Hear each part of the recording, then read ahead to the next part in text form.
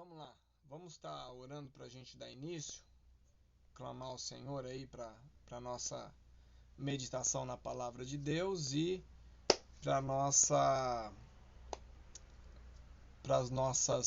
o nosso bate-papo aqui com relação à nossa corda. Vamos orar? Querido Deus, eu quero te agradecer por essa noite, porque chegamos aqui graças à tua vontade, graças ao teu querer. Nós chegamos aqui, Deus, não somente vencendo as dificuldades desse dia, mas vencendo as dificuldades de quase todos os dias, Deus, que são propostas, e vivendo as experiências mais profundas também de todos os dias. A bênção de poder viver para ti, de poder estar separado para ti. Nós pedimos a ti, Deus, o teu perdão, pedimos a ti a tua misericórdia, pedimos a ti, Pai, que o Senhor possa estar nos ajudando, nos fortalecendo, enchendo a gente da tua graça para essa noite, que nós possamos meditar, Deus, na visão, meditar naquilo que o Senhor tem para a gente, e que o Senhor nos ajude, Senhor, para a glória do teu santo nome. Derrama a tua vontade sobre a vida de cada pessoa aqui, cada família representada, que o Senhor nos ajude a fazer a tua obra, que o Senhor nos ajude a representar o teu reino, que o Senhor nos ajude a absorver a visão e a caminhar na visão do Senhor, em nome de Jesus. Amém. Amém. Queridos, nós estamos falando da visão de Deus, e aí, só para reescalonar da semana passada, eu gostaria de dar uma olhadinha em Provérbios 29, 18. Vocês se lembram do texto? Provérbios 29, 18. E ali em Provérbios 29, 18, nós vimos a importância da visão para a preservação do corpo de Cristo, né? Do corpo de Cristo. Amém? Alguém poderia ler pra gente Provérbios 29, 18? Quem puder ler pra gente, a gente vai continuar e olhar agora de uma outra perspectiva dentro desse texto. Pode ler, Bruno. Não havendo profecia, o povo se corrompe, mas o que guarda a lei, esse é bem-aventurado. Amém. Então vamos lá. O texto, eu vou falar um pouco do texto, tá? Antes de explanar outras questões. O texto é um texto de sabedoria, é uma poesia, não chega a ser um cântico, mas é uma poesia, né? E uma palavra de conselho, é um aconselhamento. E a gente tem por regra não estabelecer nesses textos, mesmo no texto de Provérbios ou no texto de Salmo, ou até mesmo nas parábolas de Jesus Cristo, a gente não estabelece, a teologia não estabelece uma sistemática teológica. Por quê? Porque é uma história, é uma visão muito pessoal, apesar de aprovada por Deus, mas às vezes é um compartilhamento do coração da pessoa. Aí você vai falar assim, pastor, mas tudo que está na Bíblia não é bíblico? Tudo que está na Bíblia é bíblico. Mesmo a experiência do autor, do escritor, sendo transmitida para a gente, a experiência do autor ela foi inspiradora para a gente. E a experiência de Salomão ela foi inspiradora. Na verdade, a vida de Salomão se transformou em uma grande referência. E aí quando o texto é escrito, ele é escrito sobre essa perspectiva de o povo precisa ter visão para que não haja corrupção. Então, como nós vimos a semana passada, a palavra visão, ela é Shazon, né? Não é Shazão, nem Shazam, e nem o que mais aí, nem Sazon, para fazer com muito amor, mas é Shazon, ok? E esse Shazon, ele significa ter uma visão mental, né? Uma visão mental. ter uma visão mental. Essa visão mental ela está ligada a sonho e revelação, ou uma perspectiva futurística. Algumas traduções, como a tradução do Bruno, traz não havendo profecia, porque a profecia ela estava ligada à denúncia, à revelação daquilo que deveria ser feito, né? Então é justamente essa a ideia. Nós precisamos fazer isso para a gente não incorrer neste erro. Nós precisamos fazer aquilo para a gente não incorrer nesse erro. Quer ver? Isso é muito silógico. É um pensamento silógico. O que é um pensamento silógico? 1 mais 1 é 2. Nunca vai ser 3. Você está entendendo? Só na cabeça daqueles que tem alguns parafusos a mais ou a menos, quando você pega e fala assim, 1 mais 1 é... Aí aquelas pessoas especiais falam 11. Né? Porque tem gente que coloca 1 com 1. Né? Mas no pensamento silógico, assim, você tem uma estrutura em que uma coisa mais outra vai dar um resultado natural. Então, por exemplo, vou pegar algumas coisas assim, com relação à vida da gente. Vamos pegar aí, por exemplo, não cuidado do físico é igual a mais saúde. Você está entendendo? É evidente que quem não cuida do organismo, que quem não preserva o organismo, aí a preservação são de várias maneiras, tá? Não estou falando de educação física e nem de correr. Estou falando no cuidado físico com uma boa alimentação, com dormir cedo, todos os fatores de cuidado do organismo. Exercício físico é um fator, não é o fator preponderante, é um fator. Existem vários outros fatores que entram dentro do cuidado do organismo. Então vamos lá, pensamento silógico, pensamento bem simples. O não cuidado do organismo é igual... Então vamos lá, atitude de não cuidar do que? Do corpo é igual a mais saúde. Né? Não é igual a mais saúde, é igual o quê? A menos saúde, certo? É evidente. Então assim, as coisas são evidentes. A visão, ela precisa ser evidente, ela precisa conduzir a gente para um ponto evidente, que vai nos fazer ponderar naquilo que nós iremos fazer. Por exemplo, vamos lá, um empreendedor que não administra bem o seu empreendimento é igual a sucesso. É lógico que não é igual a sucesso. É igual a falência.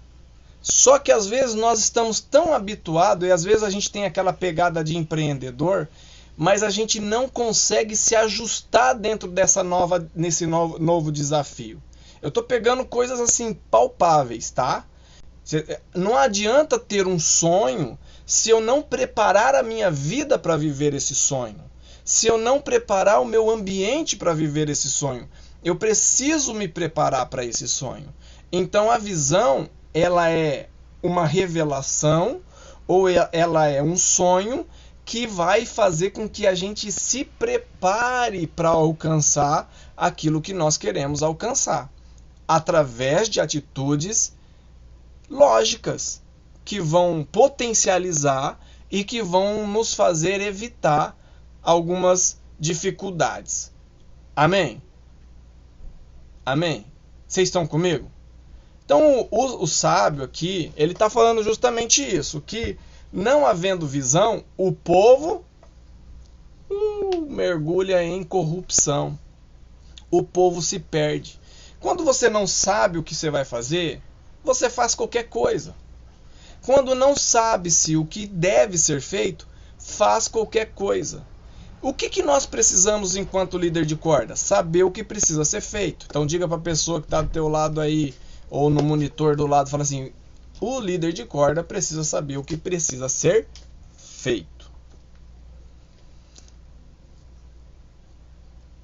Amém? Ele precisa saber o que precisa ser feito. Agora tem uma coisa interessante no texto que o Bruno leu, uma coisa muito interessante dentro do que o Bruno leu, que é o seguinte: não havendo visão, o povo se corrompe.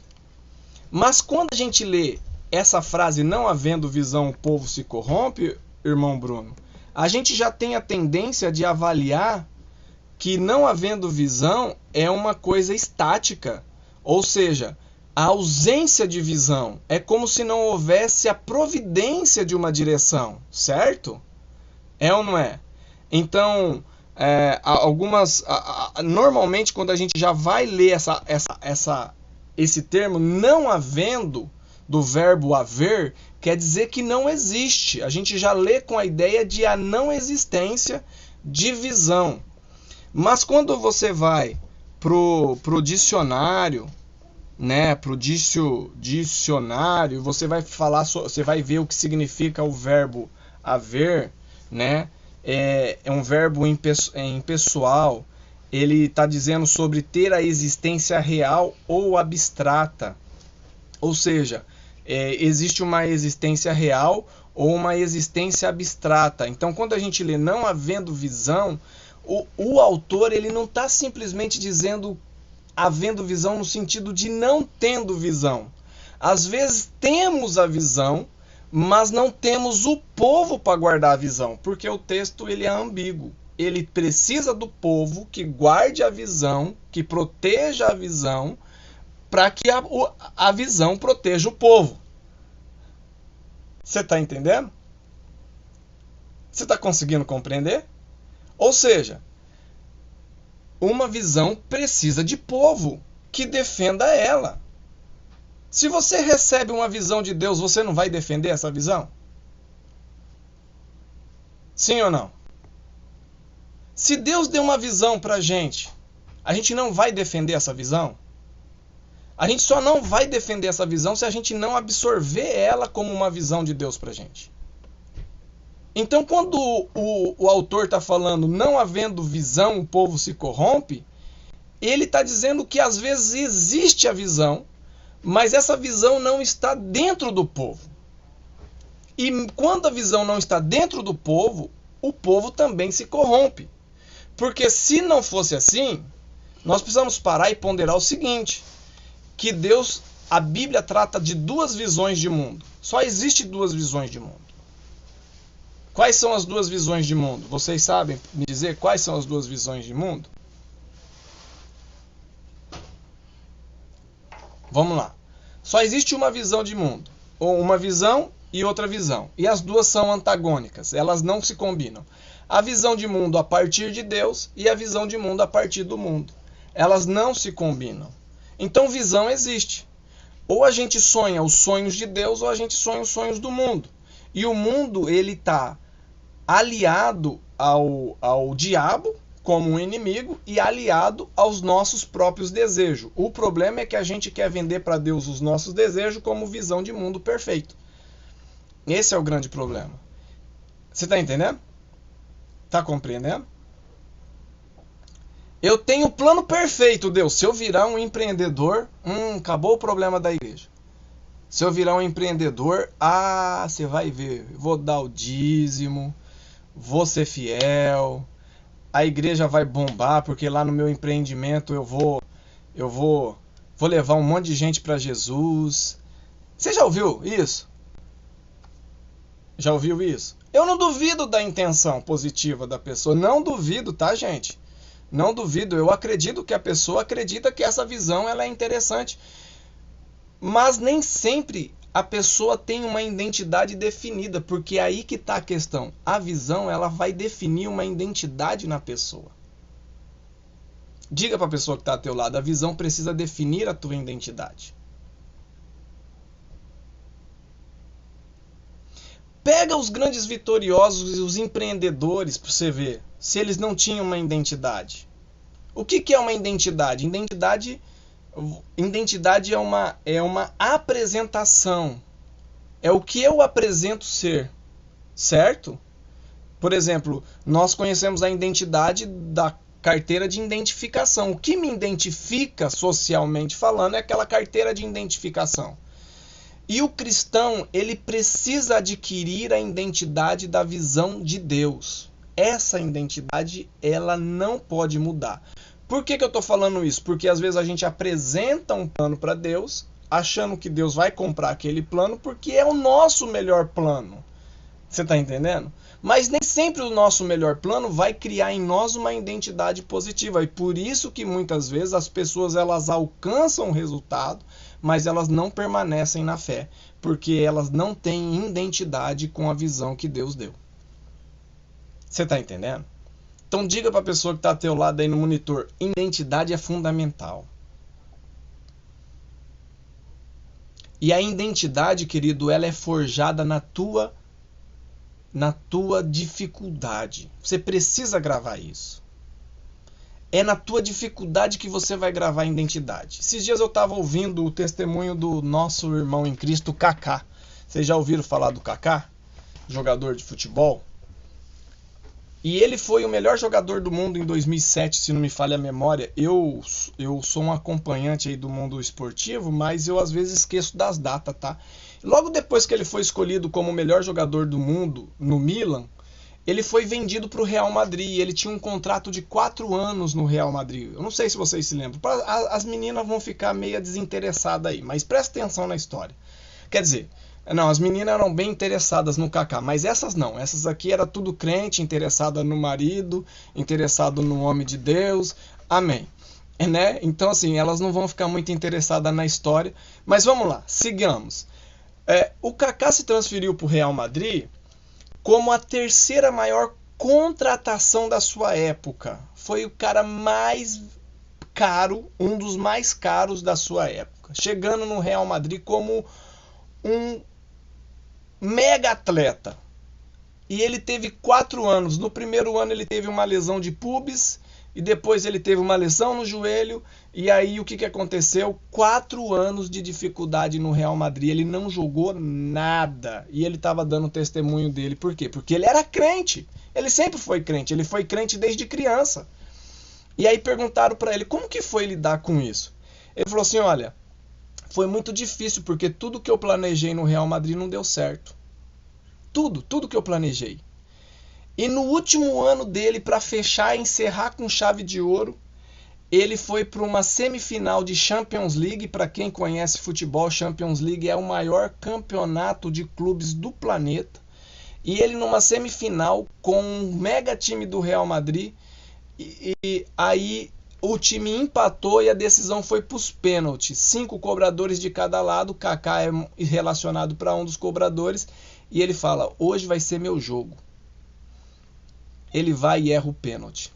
E o time é eliminado. Ele falou, Deus, o que está acontecendo comigo?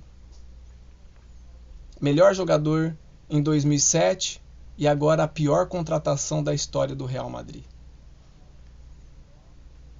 Ele não trabalhou? Ele não foi fiel? Ele não lutou? Ele não era crente? Ele estava em pecado? O pessoal começa a criar um monte de interpretação pro defeito da vida dos outros. A gente tem essa tendência. O fato é que ele, na intimidade dele, ele estava vendo que Deus estava trabalhando na identidade dele. Naquilo que ele é. Porque ele perguntava, Deus, o que eu sou agora? Eu sou o melhor jogador do mundo ou o pior jogador do mundo? Quem é o Kaká, Deus? O Senhor me chamou para quê? E às vezes a gente tá assim, né? Que nem bala na boca de banguelo, perdido, não sabe se fica na direita ou se fica na esquerda. Desculpa a comparação, mas a gente fica assim, perdidinho, sem saber o que está acontecendo à nossa volta. E a gente fica perguntando para Deus, Deus, por quê? Por quê? Por quê? Por quê? Porque Deus está criando em você identidade com a visão que Ele tem de mundo. Naquele mesmo ano, ele foi chamado pelo Real Madrid para fazer um jogo dos grandes nomes do Real Madrid. Aí ele perguntou assim, não devem tão zombando de mim, tão zoando comigo. Aí ele foi lá perguntar, por que vocês me chamaram?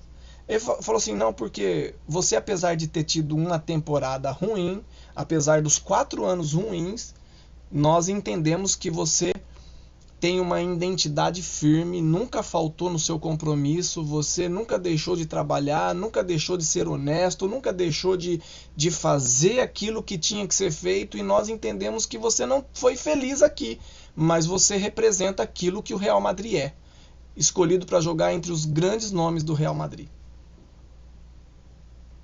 Ele falou: Deus, eu entendi, o Senhor está forjando o meu caráter e marcando a minha identidade na visão que o Senhor tem de mundo.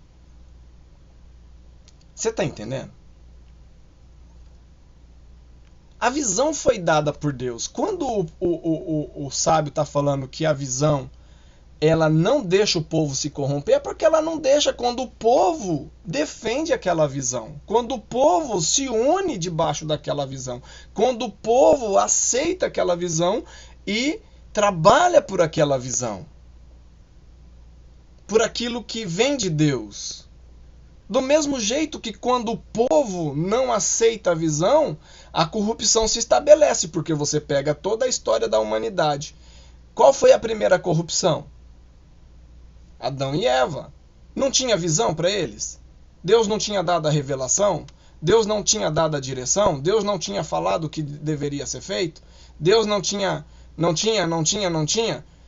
De todas as árvores que tem no jardim, você coma. Da árvore do bem e do mal, você não coma. Essa era a visão de Deus. Essa era a revelação de Deus. O sonho de Deus para Adão e Eva era: não coma da árvore do jardim. Stop.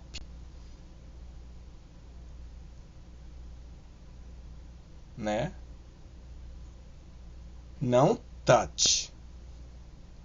Não toque naquela árvore. Você está entendendo? Não pegue. Essa era a visão de Deus. Deus nunca providencia a visão? Sim, ele providencia. O que aconteceu? Eles não aceitaram a visão de Deus. Por quê? Porque entrou uma outra revelação, uma outra ideia, uma outra visão, e essa outra visão ganhou espaço na vida do Adão e da Eva. Então você tem que falar para a pessoa que está ao teu lado que você tem que tomar cuidado com as visões que são vendidas. Porque a gente assume visões. E isso vai fazer com que a nossa identidade se corrompa. Só uma visão ruim pode corromper uma pessoa ou um povo da visão correta. Você está entendendo?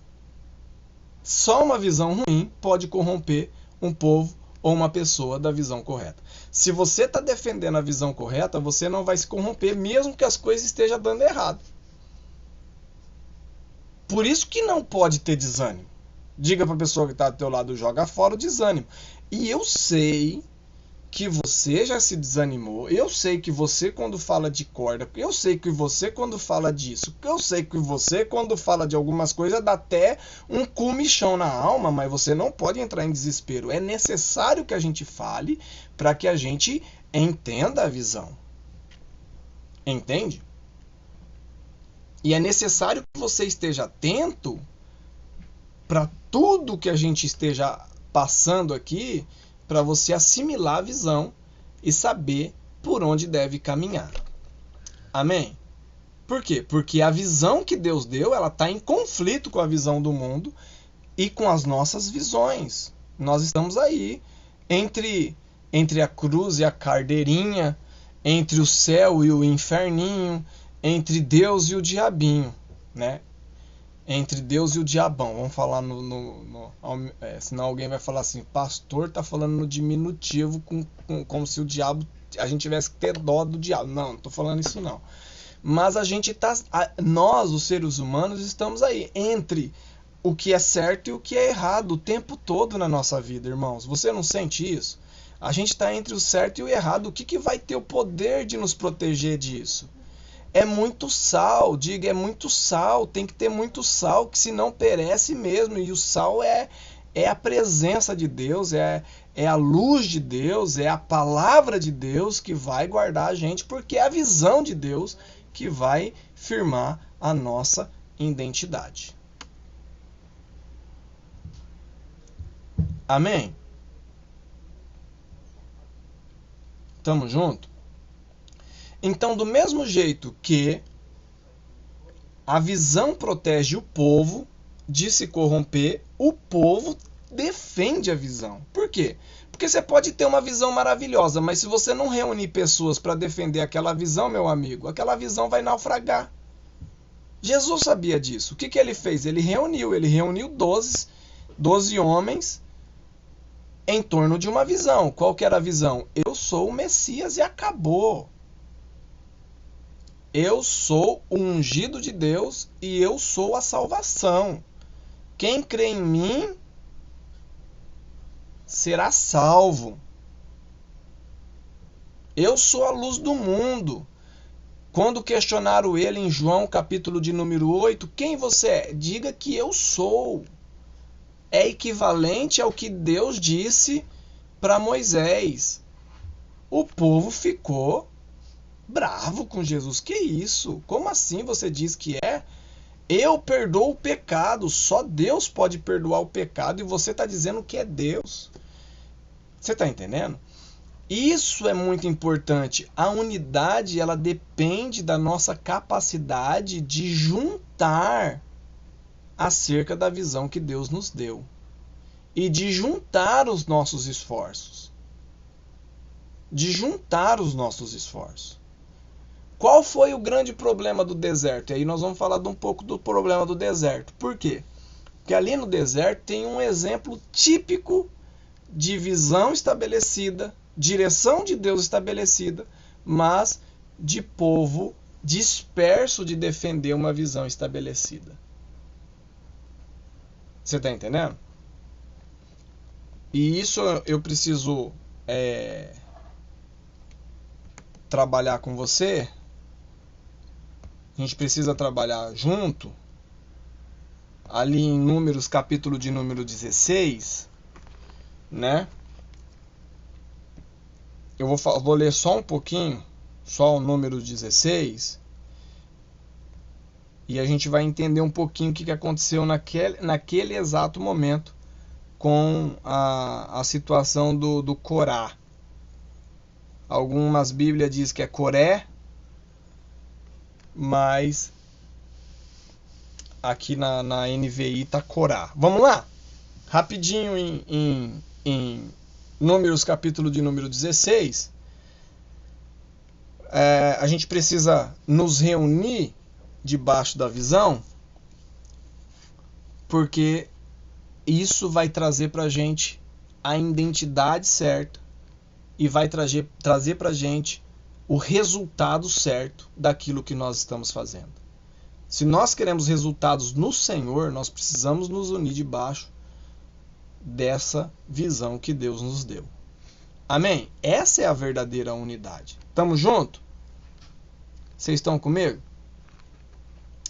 Amém? Tá todo mundo aí? Então vamos lá.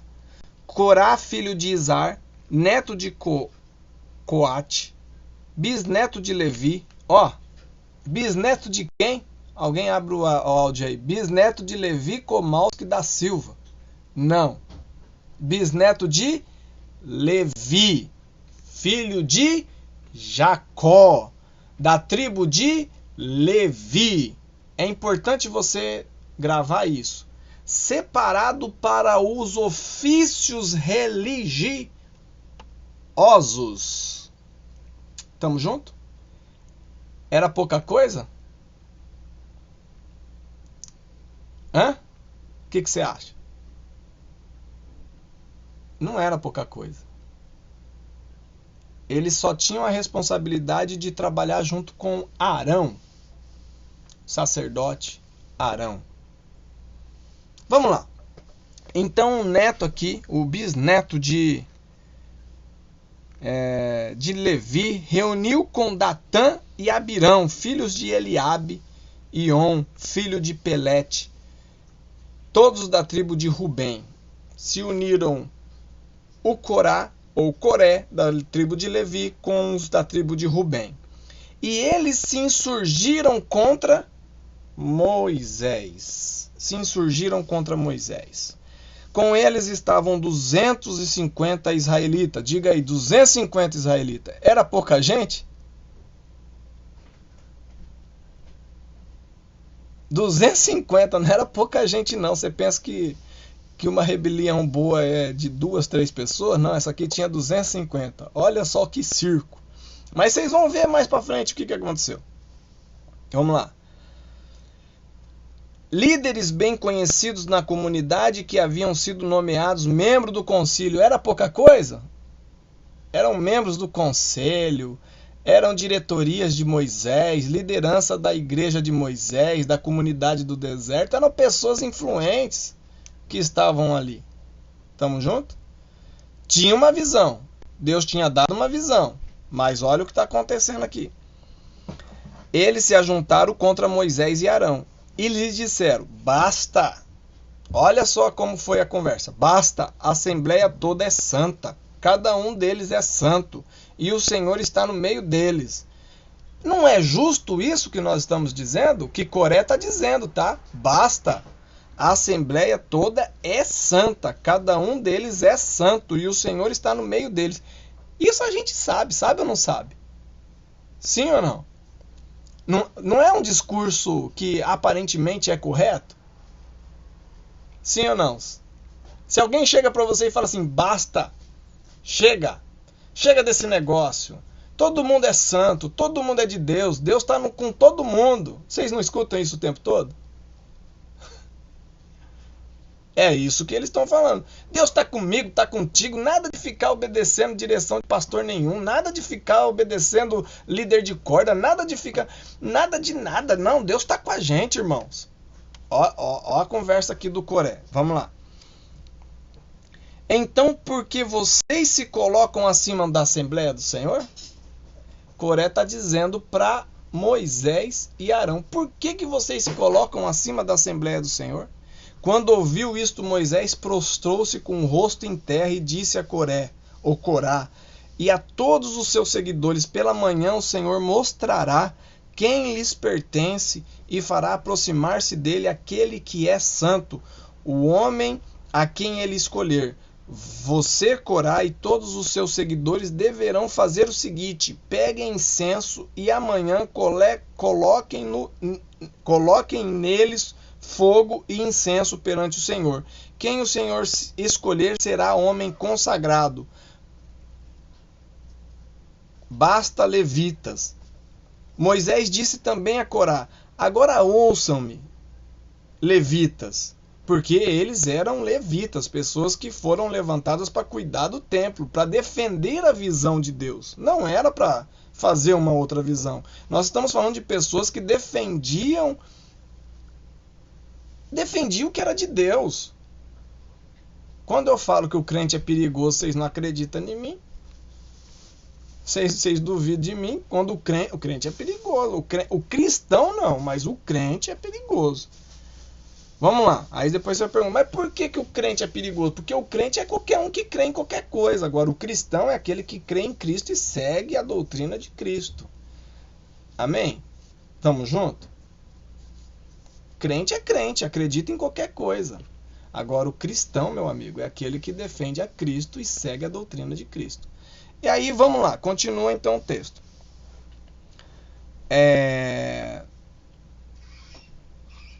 Não é suficiente, verso de número 8, para vocês que o Deus de Israel os tenha separado do restante da comunidade de Israel e os tenha trazido para junto de si a fim de realizarem o trabalho no tabernáculo do Senhor e para estarem preparados para servir a comunidade? Moisés questiona Corá: não é já suficiente o que Deus fez com vocês, os levitas, que separou para esse ofício? Vocês querem mais? Vamos lá. Ele trouxe você e todos os seus irmãos levitas para junto dele, e agora vocês querem também o sacerdócio. O que eles queriam? Eles queriam o lugar de Arão. Eles queriam depor Arão.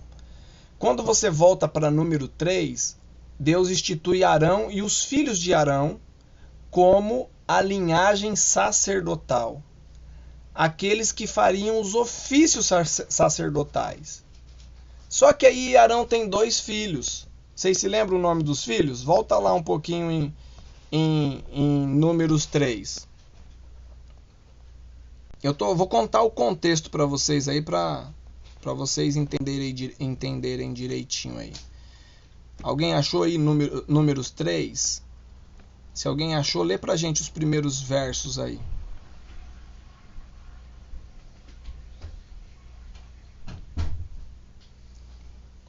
Alguém pode ler? Número capítulo 3, verso 1 até o verso 3. Amém. Esta é a história da descendência de Arão e de Moisés. Quando o Senhor falou com Moisés no Monte Sinai, os nomes dos filhos de Arão são Nadab, o mais velho, Abiú, Eleazar e Itamar. São esses os nomes dos filhos de Arão, que foram ungidos para sacerdócio e que foram ordenados sacerdotes. Lê o 4 também, o Tinem, presbítero Tinem. Nadab e Abiú, entretanto, caíram mortos perante o Senhor, quando lhe trouxeram uma oferta com fogo profano no deserto do Sinai. Como não tinham filhos, somente Eleazar e Itamar serviram como sacerdotes durante a vida de Arão, seu pai. Aí no verso 5 vai falar o seguinte: o Senhor disse a Moisés: mande chamar a tribo de Levi e os apresente ao sacerdote Arão para auxiliá-los. É isso que está acontecendo. E aí, por que eu estou falando desse texto em especial, queridos? Eu não estou falando porque tem alguém querendo na minha cabeça não, tá?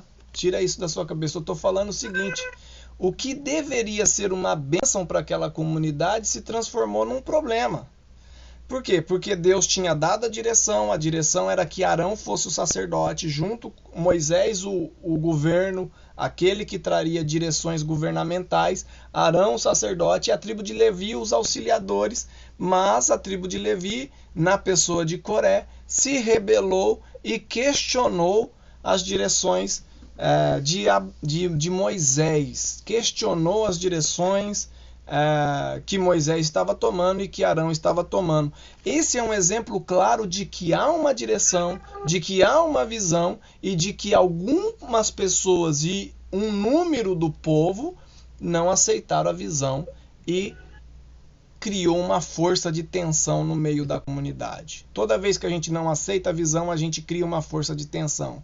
Ela pode ser maior, como ela pode ser menor. Coloca isso na sua cabeça. Se a gente não se unir na visão, a gente vai criar uma força de tensão, às vezes desnecessária. Aí é contraproducente.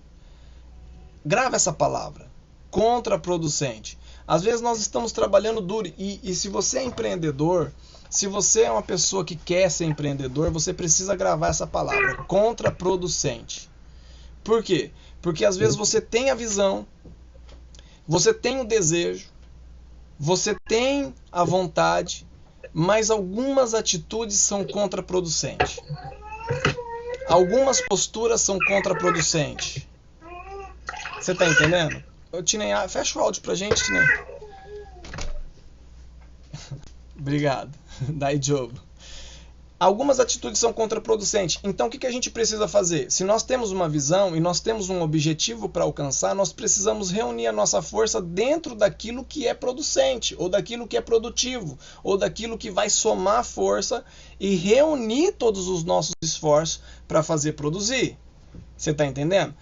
Então, no caso desse texto aqui que nós estamos lendo, desse contexto, havia uma força de tensão dentro daquela comunidade que no mínimo envolveu 200 cabeças de pessoas ali. Eu falar de cabeça assim, o pessoal vai falar assim, agora tá feio mesmo, tá falando de gado. Não, não é gado não, mas 200 pessoas, pelo menos.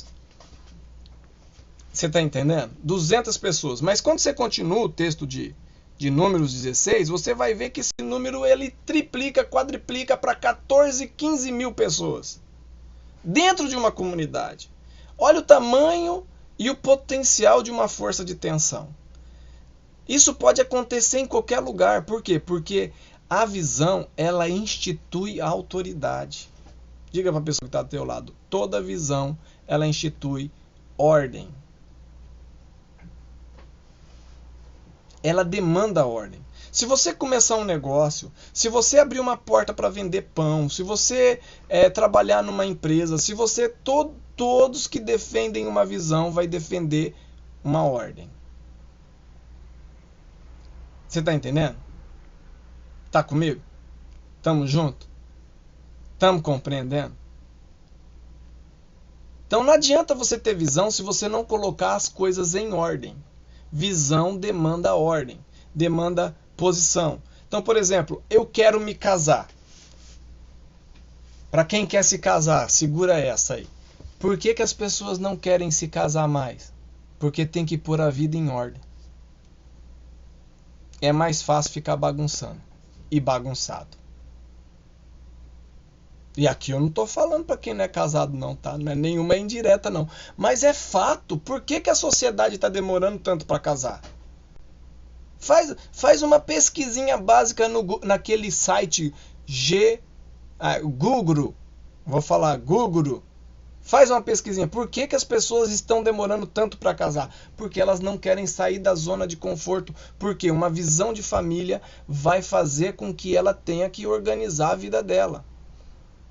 Você está entendendo? Vai ter que organizar a vida dela ainda para o outro. Porque não é nem para ela. O que é pior. Por quê? Porque você tem que organizar a sua vida para o outro. Então, nós estamos vivendo uma sociedade que está vendendo uma visão que é uma visão de bagunça. É um sucesso que, assim, é uma loteria. É uma loteria. O sucesso tem que cair no colo. Não vai cair no colo, irmãos. Não vai cair no colo. Tem que trabalhar direito. É uma loteria. Você vê as grandes empresas falando de sucesso como se fosse fácil alcançar o sucesso. Não é fácil. Eu estava vendo... Se você ouvir os caras que eu escuto aí de empreendedorismo, você vai ficar desanimado. São os maiores empreendedores do mundo. Ele simplesmente falou assim, olha, dos empreendedores, 5% dão certo. 95% dá errado. Inclusive aqueles que deu errado, eles deram muito errado. E eles continuam empreendendo. Por que eles continuam empreendendo? Agora segura essa pérola. Porque empreender não é para poder gerar recurso, mas é para responder a uma demanda. Empreender é para poder responder aos questionamentos que existem. É criar solução para problemas. Isto é empreender. Criar solução para problema. Por isso que ele falou que só 5% dá certo. Quem empreende é aquele que cria solução para problema, não aquele que cria problema. Quem cria problema não empreende, pega dos outros. Você está entendendo? E quem pega dos outros não é empreendedor. No caso, o Coré não é empreendedor, ele quer pegar do outro o que Deus deu para ele. Nesse contexto, querido, Deus tem dado para a gente aquilo que é para nós. E cada um de nós vai crescer dentro daquilo que é para nós. O que a gente precisa? Responder à demanda. A gente precisa empreender dentro daquilo que Deus nos deu. Deus nos deu uma corda, administremos empreendendo nessas vidas. A nossa visão de família, traga para perto, traga para o lado, ame, abrace, cuide, torne aquela pessoa membro da tua família. Ela é tua família. O que é corda? Corda é um grupo de relacionamento. Isso é empreender. Uma pergunta básica. Como você está? Toda vez que você encontrar a pessoa, você pergunta, como você está? Você está bem? Isso já vai dar importância para a pessoa. Ó, o Rafa está aqui, ele vai compartilhar. Ele está numa labuta para fazer os jovens jejuar. Vocês precisam de ver. Soltou um jejum semana passada, numa labuta. Ele já até nomeou o Joshua para passar as devocionais, né, Rafa? Porque é uma labuta, é um que não entende, é outro que estava lá e desentendeu o que tinha sido falado, já não sabe do que é para fazer o jejum, outro que não responde, que não orou e que também não responde. E aí, nós vamos desistir? Não, vamos continuar empreendendo. Em todas as áreas é assim, é um desafio atrás do outro, mas a gente precisa continuar acreditando e empreendendo, porque uma hora dá certo. Aí esses investidores dizem o seguinte: aqueles que dão certo é porque eles conseguiram enxergar a necessidade e conseguiram criar uma resposta para aquela necessidade. E isso precisa de pensamento, é o tempo todo. O que eu quero dizer? Você não pode desanimar com a aparente dificuldade que está diante de você, porque vai dar certo, querido. Você precisa se unir à visão, evitar os pontos de tensões que não são necessários, são contraproducentes e que vão trazer destruição, e firmar em responder as demandas que estão diante de você dentro da corda. Cuidar dessas demandas, dessas pessoas, ou daquele trabalho, demanda no sentido de ofício, que nem, por exemplo, o Bruno trouxe uma solução no sentido de tecnologia. Você já pega e fala, poxa, legal, não é porque foi ideia do Bruno que a gente não vai pegar, que isso, tem que pegar. Você está entendendo? A gente fica com esse negócio, não vou pegar não, vou usar do jeito que eu estou fazendo aqui. Não, vamos fazer, vamos tentar, vamos inovar. Você está entendendo? Vamos inovar. Não tem vergonha em falar, não, peguei a ideia lá do irmão Bruno. Ele, como que é, Bruno? Um negócio lá, pega e cria um grupo, sei lá, no Facebook. Eu não sei, eu não tenho Facebook, eu não entendo muito bem desse negócio aí. Cria uma sala. Cria uma sala online. Isso. Na hora que você põe lá na primeira página, já aparecem as funções. Vídeo ao vivo, criar sala, é ali. Aí cria uma sala e todos veem, né, o louvor que está transmitindo e tal. Isso. É legal, então, essas ideias são ideias para responder uma demanda. Aí chega no sábado, a gente está quebrando a cabeça, que programa que a gente vai usar, né? Não é assim. Você está entendendo? Então aqui a gente já está tendo essa troca de ideia, você já marca. Vou lá no Facebook depois, eu vou entrar em contato. O outro está dando uma ideia de jejum, o outro está dando uma ideia, vamos tentar fazer alguma coisa. Vai ter gente que não vai responder, vai ter gente que vai ter gente que não vai fazer, vai ter gente que... Mas e daí? Não olha para aquilo que não está acontecendo, olha para aquilo que está acontecendo. Olha para aquele que está fazendo, aquele que está se levantando, aquele que Deus está usando. Por quê? Porque ponto de tensão tem desde Israel até a igreja dos últimos dias. Ponto de tensão tem entre você e seu filho.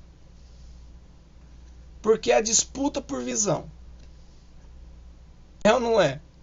Acorda cedo, menino? Não, não acordo cedo. Vai fazer tarefa, menino? Não, não vou fazer tarefa. São pontos de tensões. A gente entende as limitações, mas a visão de Deus tem que prevalecer na nossa vida e tem que nos dirigir para um melhor de Deus para a gente. Amém? Então, eu gostaria de dizer nesse sentido, e aí dar essa direção primária para o cuidado da corda, né, no sentido de a corda sendo um grupo de relacionamento. Olhe para a tua corda e chame as pessoas para ti. Chame para o teu cuidado, para a tua parte, para a tua amizade, para estar perto. Você está entendendo? Chama para perto. Nós estamos agora fazendo corda online, mas sempre que possível, mande mensagem. É um pouco complicado a corda online, e graças a Deus que nós estamos fazendo a corda online. Nós temos um testemunho aqui poderoso de ter mudado a corda online na vida do irmão Rafa. Fiquei pensando naquilo que você falou, Rafa, e graças a Deus que nós estávamos fazendo a corda online, né?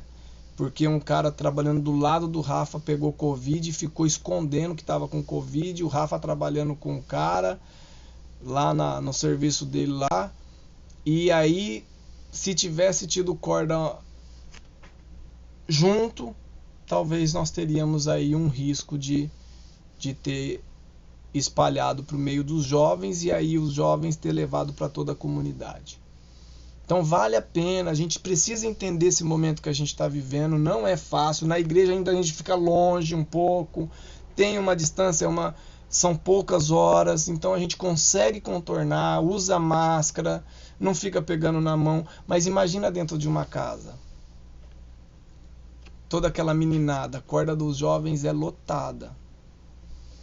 E cada jovem levando para sua casa. Você está entendendo? Então, assim, a gente tem que tomar os cuidados necessários. Mas a gente não pode deixar de passar na corda e deixar uma mensagem, deixar uma música, perguntar como que tá a semana. Se está disposto a ouvir o irmão ou a irmã.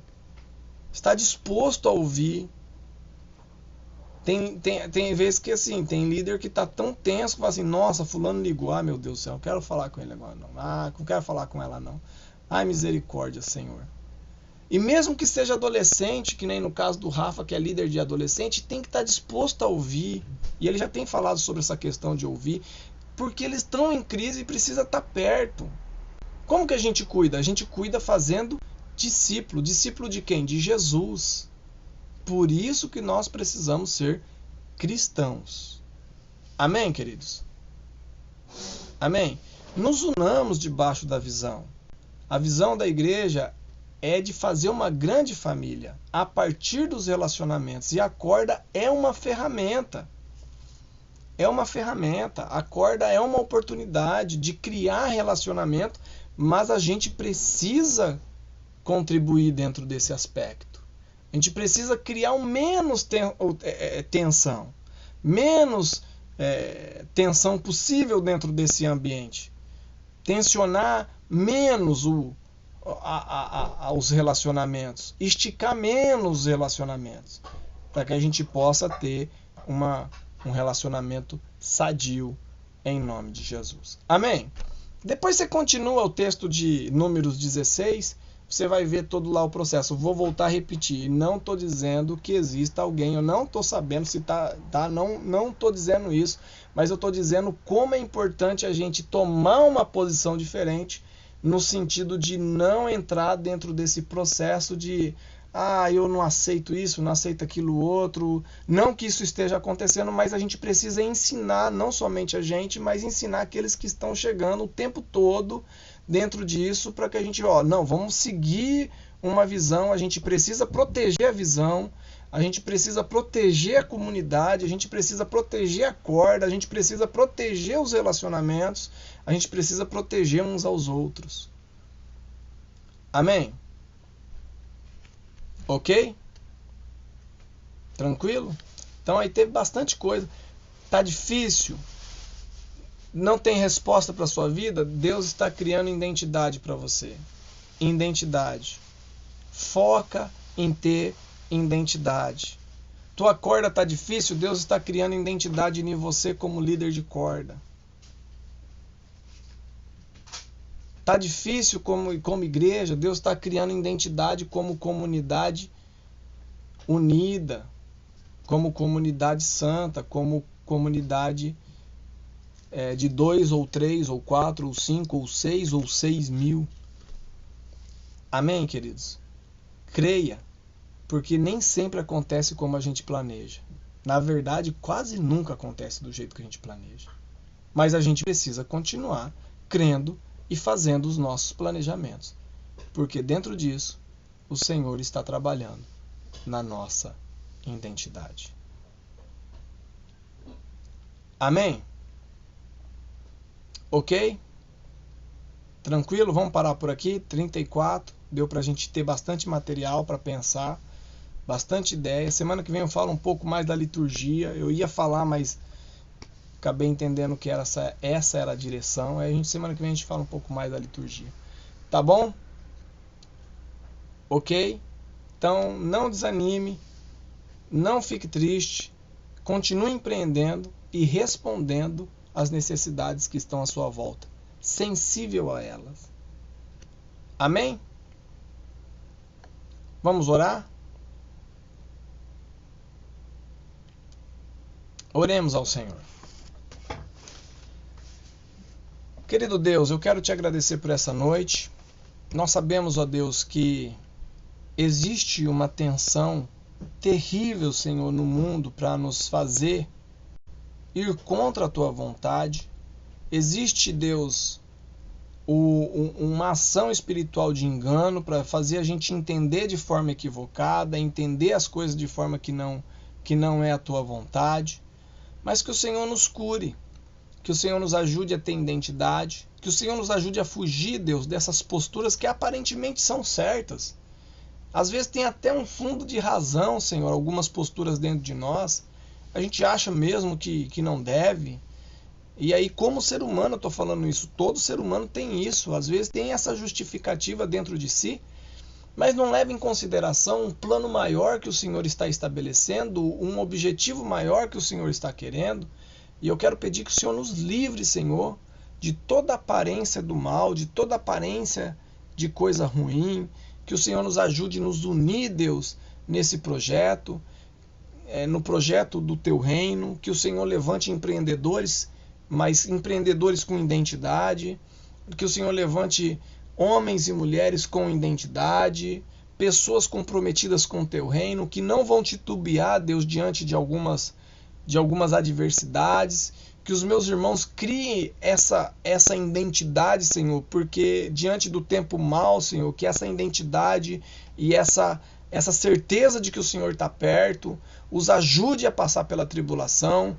Guarde o Rafa, Deus, de toda essa exposição à Covid. Nós cremos, ó Deus, e acreditamos que o Senhor está livrando ele, que o Senhor possa estar guardando a casa dele, guardando a família dele, em nome de Jesus. Guarda, Senhor, a Rosa, Deus, de todo aquele problema que aparentemente foi diagnosticado, que o Senhor possa estar dando a direção, dando a cura, dando a saúde para ela, para a família dela, que esse momento de adversidade seja um momento também, Deus, do Teu Espírito Santo imprimindo a identidade cristã, imprimindo a identidade do servo, imprimindo a identidade daquilo que o Senhor quer na vida da Rosa, na vida do Edson, na vida da Gigi, na casa dela, na vida da Bá, na vida do Léo, em nome de Jesus, que o Teu poder, a Tua misericórdia esteja adiante, abençoe cada casa, cada lar, cada família aqui na sua adversidade, na sua dificuldade, que o Senhor imprima, Deus, um ritmo de tratamento, de cura e de identificação com a Tua palavra em nome de Jesus. Vai sarando, Deus, as dores do coração, vai sarando, Deus, os sentimentos que estão embaralhados, confusos, ó Deus, às vezes dentro de nós, e que o Senhor faça um grande milagre em nome de Jesus. Nos chama para perto, Deus, e conduze-nos, ó Pai, segundo a Tua vontade, nos dê força para enfrentar essa pandemia, nos dê força, coragem, fé e ousadia, em nome de Jesus. Amém, amém, amém. Amém, queridos? Texto de domingo era para ser acorde especial, não sei se os irmãos têm alguma coisa especial para fazer, mas eu vou deixar na liberdade de vocês em querendo estudar o texto bíblico. É Hebreus capítulo de número 10, do verso de número 24 em diante, 23 em diante. Deixa eu só pegar aqui. Pega do 19 ao 39 para dar um textozinho mais abrangente, né? Tá? Do 19 até o final, que é o verso de número 39. Seriam 20 versos, tá? Dá um textinho um pouco mais abrangente. Se você quiser ler, sintetizar alguma coisa, ou se você quiser fazer alguma outra coisa, eu acho que assim, é difícil a gente fazer uma corda especial com um modelo de corda especial em meio a essa tribulação que nós estamos passando, essa aparente tribulação. Quem sabe chega até o meio do ano. Segundo estudiosos, dizem que a imunidade de rebanho o Japão vai alcançar até o meio do ano. Não sei, né? Vamos ver se isso vai pegar mesmo. Sei se vai precisar da vacina para ajudar essa imunidade de rebanho. Eu sei que está perto aqui da gente, né? Todo lado aí tá tendo algum casinho. Mas vamos pedir para Deus nos dar graça, força e todo o cuidado possível, tá, irmãos? É importante alertar a corda que se tiver alguma coisa, alguém próximo, tomar as devidas precauções. No caso do nosso querido irmão Rafa, a pessoa ou ela não deu importância ou ela não sentiu os sintomas na proporção que o fez afastar. Então aqui a gente não está para julgar, mas o fato é que às vezes a gente não dá a devida importância para aquilo que está acontecendo à nossa volta. Então tomem todo o cuidado. Eu sei que você é uma pessoa iluminada aí pelo Espírito de Deus e vai conseguir trilhar essas jornadas no Espírito de Deus, mas tome todo o cuidado e, em necessário tomar alguma precaução, nos avise e nós iremos tomar as medidas necessárias junto com você e te dar todo o suporte para tomar essas medidas aí. Ok? Como o Rafa fez, já me ligou, já conversou comigo, já bateu um papo. E o Levi também passou na semana passada, né, na semana retrasada, lá a família dele com risco, com perigo. E nós vamos passando aí e vai superando em nome de Jesus. Amém? Estamos aqui para isso. Ok? Para tentar minimizar as nossas perdas e os nossos danos. Diante dessa pandemia, é lógico que é mais aí uma ferramenta muito estranha do diabo para atrapalhar todo esse processo nosso de cristianização do planeta Terra. Olha. Amém? Deus abençoe, queridos. Então, texto de Hebreus aí, uma sugestão. Não vou fechar que deva ser, porque era corda especial. Às vezes alguém tem alguma programação, né? A Adriana está num contexto diferente lá, né? Lá em Nagarrama não está na mesma proporção de risco como Haiti, então ela tem um pouco mais de liberdade lá, e quando tiver esse risco ela vai tomar essas devidas precauções também lá, e nós vamos ajudar ela. Mas fica aí essa sugestão com relação a Hebreus, capítulo de número 10, verso de número 19 a 39. Amém? Ok? A Beth está avisando da microcorda na sexta-feira e eu estou avisando da não microcorda amanhã, tá? Ok? A gente vai fazer microcorda só nas outras semanas, em fevereiro, e uma só, ok? A gente já conversou sobre isso, tá bom? Deus abençoe, queridos. Forte abraço. Que o Senhor os ilumine e os guarde em nome de Jesus e te dê força para imprimir uma nova identidade nele, em nome de Jesus.